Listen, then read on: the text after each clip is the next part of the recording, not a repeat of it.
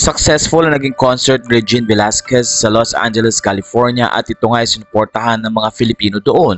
Pero isang kwentong ibinahagi ni Jaya Ramsey, ang kaibigan ni Regine Velasquez, na kung saan nga ay kinuwento ni Jaya na papunta sila ng California upang panoorin ang nasabing concert nang magkaroon nga sila ng disgrasya.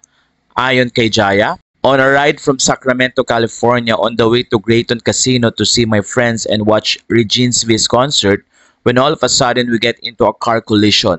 My friends Dr. Josephine Weber, who was driving, and with us was Auntie Merly Escolta, her cousin, when suddenly we get hit from the back. I'm doing okay, but my friends are being checked and they will be alright by God's grace and covering us with your blood. It could have been super worse. I'm glad Doc and Auntie Merles are okay. Thank you, Lord, for making it another day. I am grateful for your mercy and grace. Praise your holy name.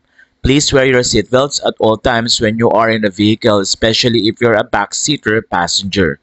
Sa puntong ito ay pinakita rin ni Jaya ang ilan sa mga kuha ng nasabing sasakyan na kung saan nga ay nayupi ang likod nito. Umaasa naman ang mga kaibigan ni Jaya na magiging maayos ang mga kasama niya at ganun din si Jaya.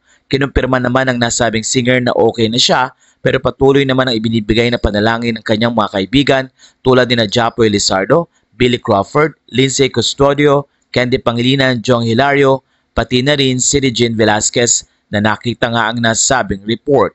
Matatandaang sinabi ni Jaya na papunta siya sa concert ng kaibigan para nga manood at ito nga ang nangyari.